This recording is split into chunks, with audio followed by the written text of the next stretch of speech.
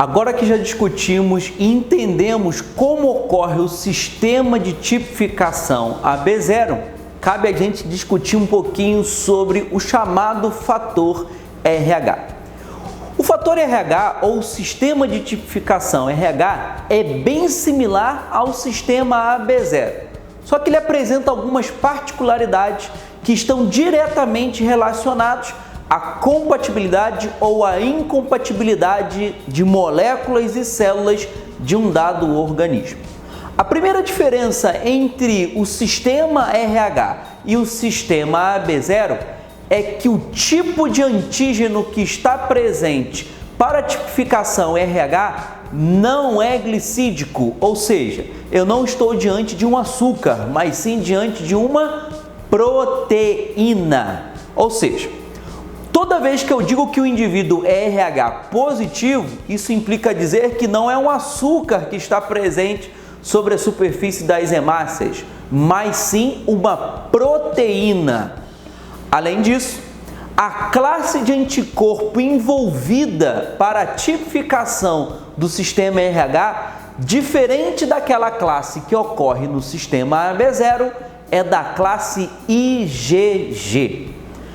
No sistema AB0, os anticorpos anti-A ou anti-B eram todos da classe M. E se a gente retornar à nossa ilustração, a gente percebe isso facilmente pela estrutura do anticorpo que está presente.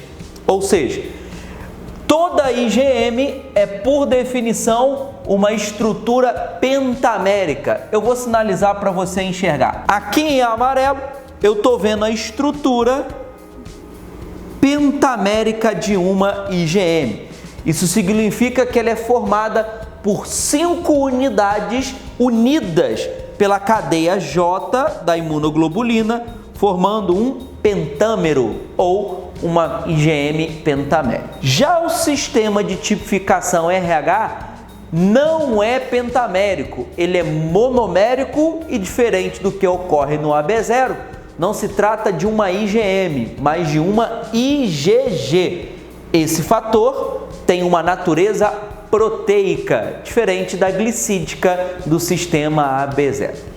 Uma última característica que os discerne é que o sistema de tipificação RH é induzível, enquanto que o sistema de tipificação AB0 não é natural. Isso implica dizer que nós nascemos com o nosso sistema AB0, bem como o anticorpo presente no plasma sanguíneo já pré-fabricado, ou seja, quando eu nasci, eu que sou do tipo A, já tenho anticorpos presentes nas minhas hemácias do tipo A e eu tenho carboidratos do tipo A na superfície das minhas hemácias e anticorpos da classe M, ou seja, imunoglobulina IgM anti-B no meu plasma sanguíneo, já que eu sou classificado como um indivíduo sistema AB0 do tipo A. No caso do sistema de tipificação RH, não funciona assim. Isso implica dizer que o indivíduo que tem o seu sistema RH passa por um fenômeno de indução. Como funciona isso? É bem simples. Diferente do sistema AB0, o sistema RH só pode ser classificado como positivo ou negativo. O que isso quer dizer? Quer dizer que o indivíduo RH positivo tem a proteína RH presente na superfície da sua hemácia. E é óbvio, no seu plasma sanguíneo não existe anticorpos contra o fator RH. Não deve existir para que não ocorra a ligação entre anticorpos e o próprio antígeno num mesmo indivíduo. O chamado indivíduo RH negativo naturalmente não apresenta o fator RH na superfície das suas hemácias. No entanto, no plasma sanguíneo deve haver um contato prévio ou um estímulo, uma indução, para que os anticorpos anti-RH possam ser construídos. E é sobre isso que a questão 5, ENAD edição 2016, está falando. Pois uma mãe do tipo RH negativo só vai produzir anticorpos anti-RH à medida que ela for induzida pelo antígeno RH positivo. Essa é a pergunta número 2, ou o item B da questão número 5. Que tipo de dupla ou par, mãe e bebê, mãe e feto, devem configurar para que possa haver possibilidade da doença hemolítica do recém-nascido, a eritroblastose fetal, ou a anemia hemolítica do recém-nascido? É esse par. O par que envolve uma mãe positiva de um filho, ou melhor dizendo, uma mãe negativa de um filho positivo. Mas calma, você tem que entender isso melhor. Uma mãe RH negativo é aquela que não possui o fator RH na superfície das suas hemácias. No entanto, ela pode, não necessariamente terá, um anticorpo anti-RH no seu plasma sanguíneo.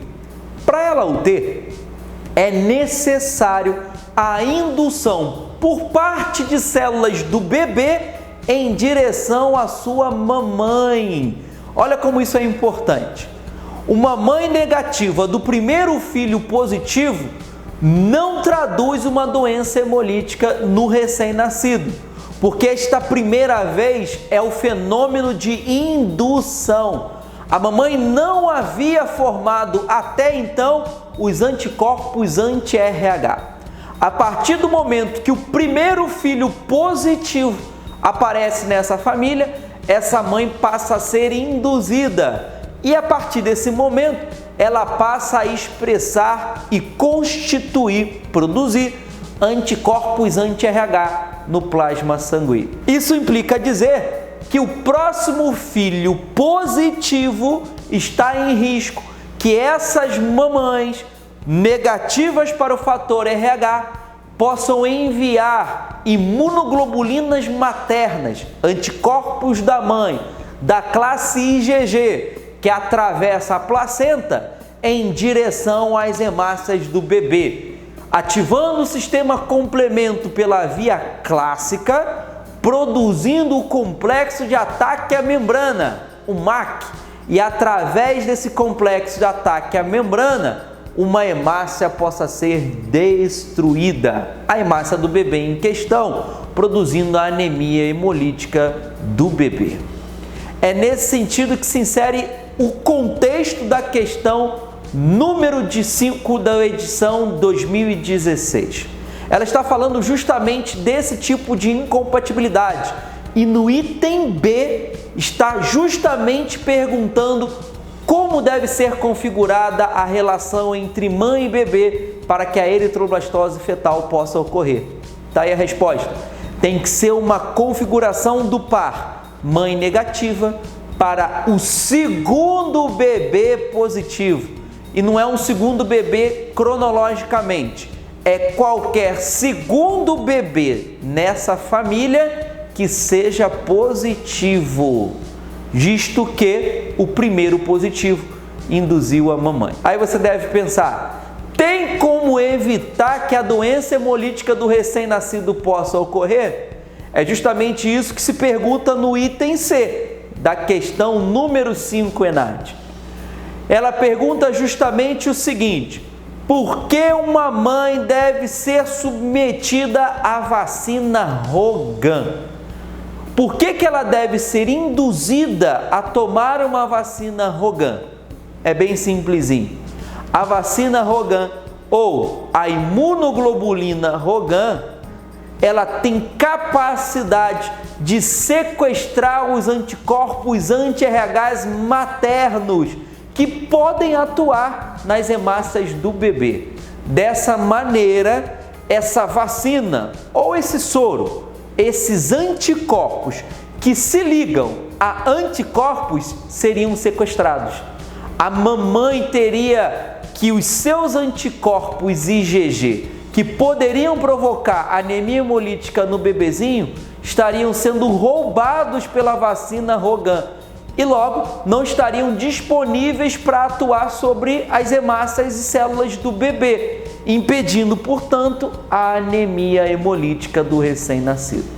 É sobre isso que fala o item C da questão número 5, ENAD edição número 16, ou 2016. Se administra a vacina ou o soro anti-RH materno ou vacina Rogan, visando o sequestro de anticorpos da classe IgG materna que poderiam atuar sobre as hemácias do bebê, provocando eritroblastose fetal.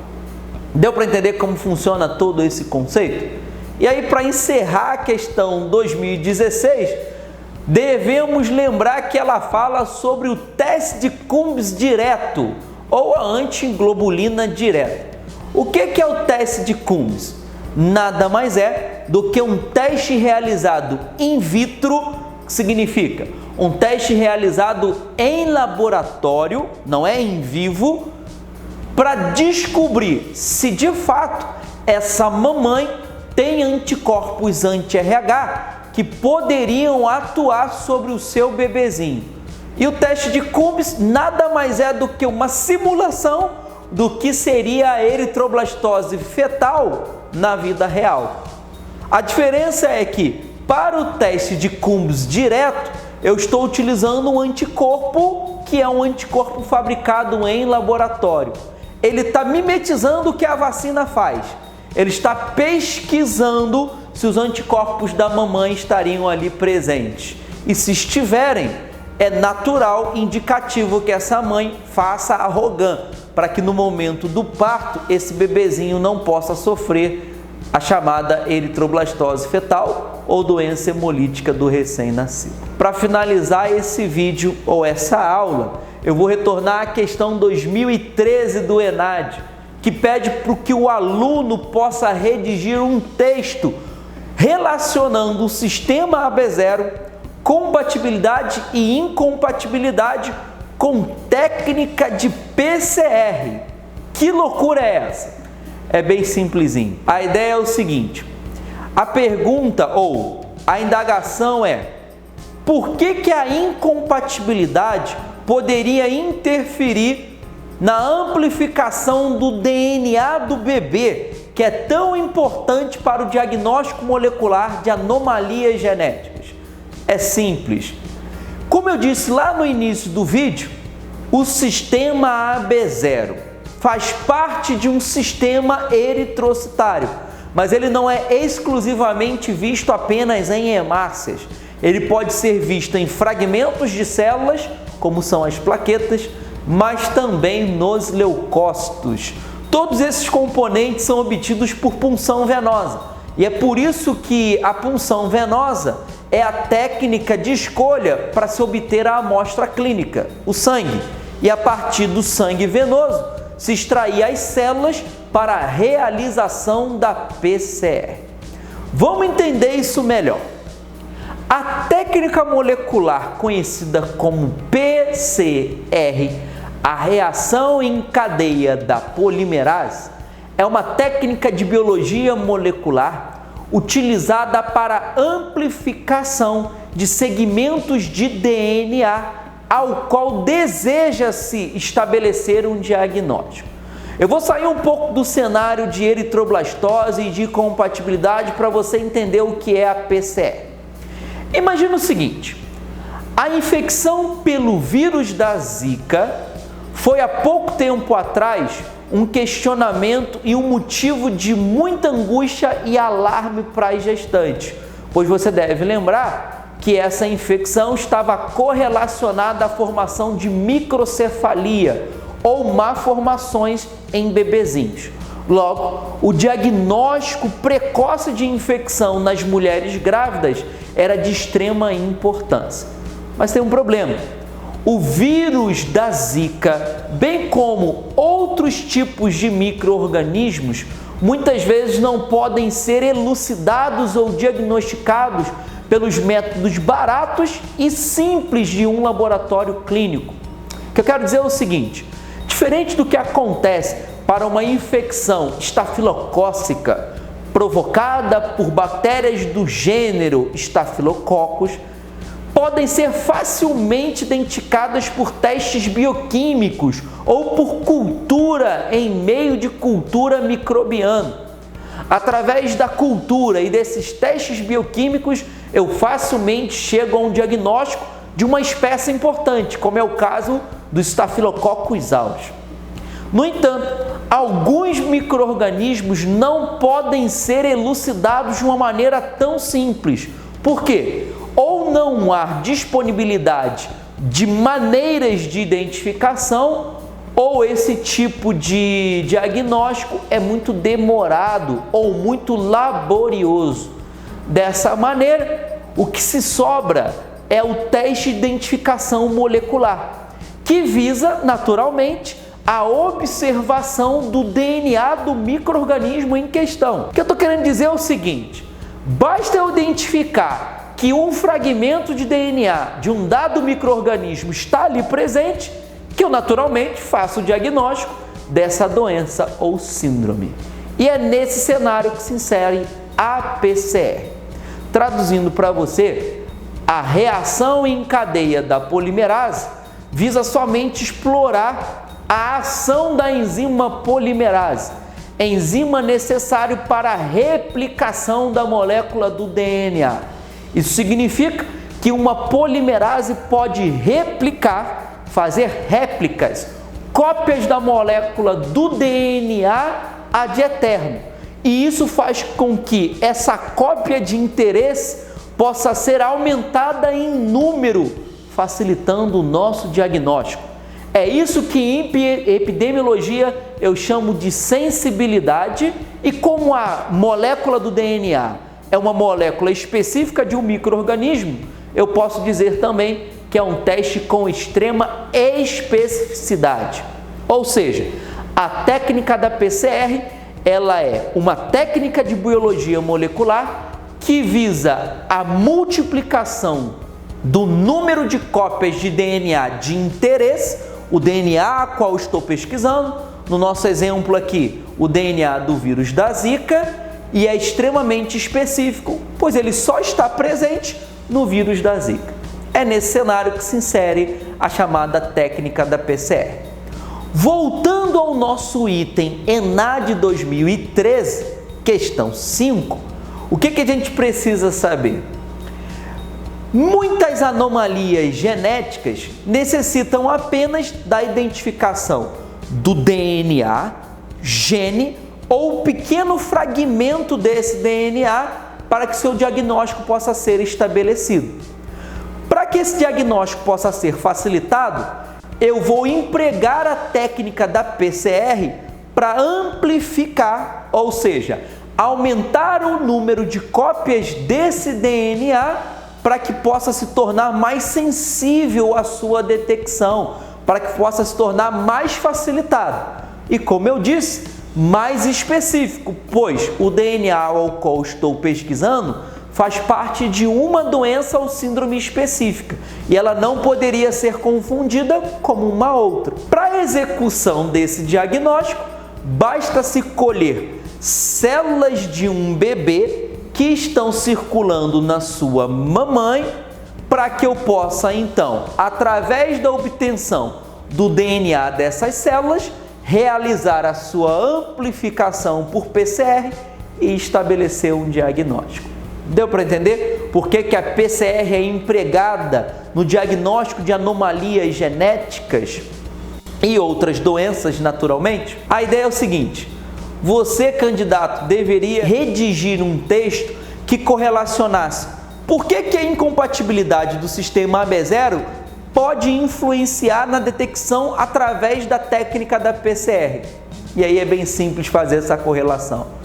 Pensa no seguinte: o que acontece com uma célula cuja há uma incompatibilidade entre o sistema imune materno pelo sistema AB0 e essa célula do bebê ou feto em questão? Resposta: a destruição dessas células, tal qual ocorreu na doença hemolítica do recém-nascido. Então pensa bem, se essa célula do bebê que circula na mamãe for destruída em virtude da incompatibilidade do sistema AB0, é óbvio que o DNA que seria utilizado para amplificação através da técnica da PCR não estará disponível. E assim, essa técnica não poderá amplificar o número de cópias que não está presente. É nesse sentido que a incompatibilidade do sistema AB0 influencia diretamente sobre a realização e detecção de anomalias genéticas utilizando a biologia molecular através da técnica da PCR. E no finalzinho da questão 2013, ele ainda faz uma indagação. E se fosse compatível? Esse teste teria alguma correlação indireta? Ou seja, a compatibilidade entre mamãe e bebê iria influenciar na detecção de anomalias pela técnica da PCR? Aí é óbvio que não, pois se o sistema AB0 materno e o sistema de células que presente está no bebê são compatíveis, logo não há destruição dessas células. E não havendo destruição, é óbvio que essas células do bebezinho vão estar disponíveis para serem obtidas, manipuladas, extraídas do seu DNA ou sequências de DNA para posterior amplificação pela técnica da PCR, que vão resultar no diagnóstico genético de uma doença, síndrome ou correlação. A partir desse diagnóstico, eu posso estabelecer o aconselhamento genético, ou seja, inserir esse ser ou essa família no contexto da doença diagnosticada. E assim eu posso promover não somente as informações necessárias, mas também instituir uma terapia disponível e fornecer o diagnóstico, ou melhor, o acompanhamento psicológico que esse ser e família merecem ter. Você entendeu tudo o que a gente discutiu?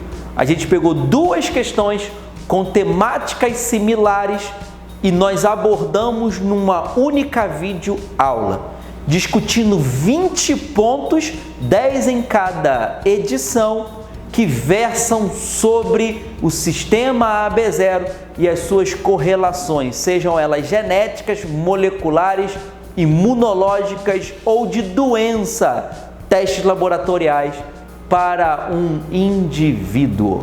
Então era isso que a gente tinha para discutir. A gente se vê qualquer dia. Até lá!